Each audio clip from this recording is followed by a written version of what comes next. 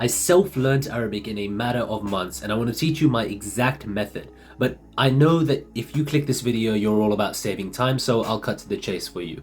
Here's exactly what you'll need to use my method. A phone, an empty wall, a big roll of paper, a minimum of 1 to 2 hours a week, and ChatGPT. Most importantly, you obviously need the desire to actually learn Arabic, because if you really don't have the willingness, all of this that I'm about to say in this video and you're going to listen is just going to be a bunch of stuff that's just going to make you feel good about yourself. So you need to take action right after watching this video. And secondly, why should you even listen to me? Obviously, I'm just some ordinary guy on the internet. I don't have any formal degree in Arabic. I didn't take any formal lessons in Arabic beyond the couple years of learning I did as a kid, like most Muslims do, to read Arabic. Despite all that, in a matter of 3 to 6 months in 2020, I self-learned Arabic from a point where I couldn't speak more than 2 sentences of Arabic to where I became conversational. And no, not like Al Jazeera conversational, but I could have a conversation, a decent conversation for a few minutes. And most importantly, I'm able to understand the Quran to a significant extent when I'm reading it purely in Arabic, which is the best feeling ever and makes everything I'm about to say worth it. واليوم ستتعلم نفس الطريقة التي استخدمتها لتعلم اللغة العربية، ويمكنك أن تتعلم بنفسك تماما إن شاء الله، لا تحتاج إلى أي مدرس. So let's get right into the method step by step. The first thing I want to explain is something called a minimum viable daily learning. This is something that you do every day, no matter what. No matter if you study for 3 hours a day or 2 minutes a day, you have to do this. Because I remember when I started learning Arabic, this entire journey began when I searched up how to learn Arabic on Google on a random night. And I found Duolingo to be the first thing that showed up. And this is not about Duolingo being special or anything, but I used Duolingo and I stuck to it for a while. And that was because it was so easy and there was so little resistance to actually going onto Duolingo and just doing the Arabic lessons on there. And so that naturally for a long time became my minimum viable daily learning. So what does that mean practically? Well, let's say I have a plan to learn Arabic and sometimes I do it, sometimes I don't. Life gets in the way. But I do this minimum viable daily learning no matter what, whether I'm getting ready for work, or I just have 5 minutes of free time, I'm on the train, no matter what, you have to do this minimum viable daily learning. And the best way to do it is through an app. Simple as that. That is why you need a phone for this. An app is just the easiest thing to stick to. There is so little resistance. You open Instagram every day because there is so little resistance. If you had to open a book and start writing down stuff to open Instagram, that would be hard. You would not do it as much. So your minimum viable learning should ideally be some sort of app. I use Duolingo. You don't have to use Duolingo. There's a whole list of apps in my free community that I've gathered and put together. It's completely free. You can go down and join and see the list. The second thing you need is a method to gather vocabulary really easily and again with very little resistance. Now there's 2 things I've experienced with this.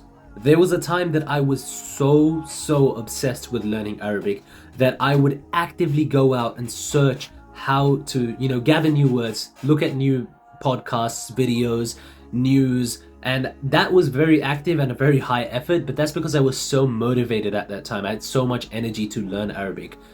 But the difference is that most of the time, and most people, they don't have that energy all the time. And you don't always have that energy, and that's completely fine. So you need a low resistance method to gather that vocabulary. You need something that you can reliably use on almost a daily basis to get new words and put them down. For me, nowadays, that is an app called Link or LingQ or however you pronounce it. And it doesn't necessarily have to be that, but that is just the way that I get new words every day. For you, it could be something like Anki, which is really popular with language learning because it's just flashcards. Or it could be, if you're specifically trying to understand the Quran, an app called Kalam, which literally only teaches you Quranic words that are in the Quran, and technically you could understand the entire Quran from just using that. Or you could stick to a YouTube channel and just keep watching their videos every day, a YouTube channel that posts Arabic content.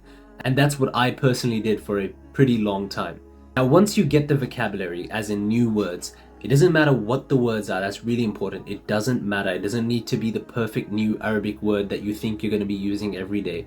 You get your roll of paper, you stick it on the wall, and you write that new word down every day. 1 to 5 new words. You must do this if you want to gain vocabulary fast. It's the best way to do it because you're in your room a lot, most of the time, and you will see those words all the time, and there is such little resistance to just start practicing them, and at one point it's just going to be infused into your brain. So definitely try out that. Now, if vocabulary is something that just feels too advanced and you're at the stage where you don't even know how to read Arabic, then unfortunately there is no shortcut for this. This is the hardest part of learning Arabic, is learning how to read Arabic.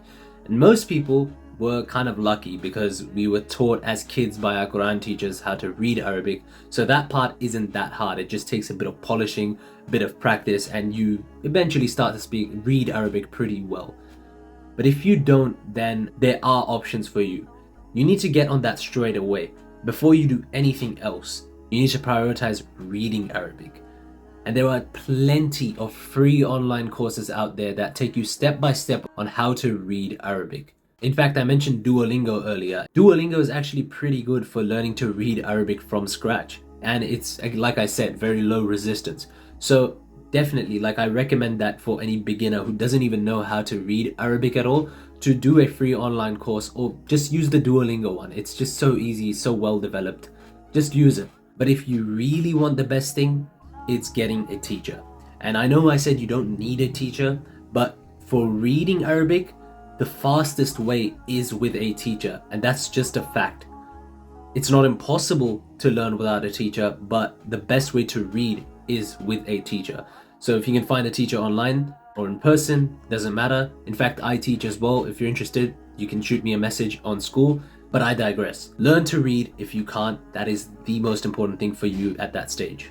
And the final thing, the cherry on top, is communication. Is learning to actually speak and understand Arabic back and forth. That is what you need. Now, if you're by yourself, you live in the best generation for that, the best time. You have ChatGPT, and ChatGPT can speak in modern standard Arabic. All you need to do is put it on voice mode and just say, I want to learn Arabic and I want to speak very basic Arabic, speak in Arabic with me. Simple as that. Other thing that I actually personally did a lot more than ChatGPT, mainly because I didn't know about the ChatGPT feature and it didn't even exist back then, was just recording myself and speaking in Arabic, having fake Arabic conversations with myself. Honestly, that's very underrated and it's very fun as well. You just speak to yourself in Arabic and see how you sound, and then you see if it actually sounds right as well. You can confirm with someone else, somebody who can actually understand Arabic. Maybe you want to send them that video. Speaking of, if you can actually find a friend who speaks in Arabic, that would be great. But like I said, you don't need a teacher. You live in an age where you really don't need an actual person to speak to in Arabic, but that option is always there and works. So just to summarize, the first thing you have is the minimum viable daily learning, which you just need no matter what. Best comes in form of an app. The second thing is a reliable way to get vocabulary. When you have a lot of energy, you can find YouTube videos, you can find podcasts and just grab vocabulary from that and just put it onto a wall.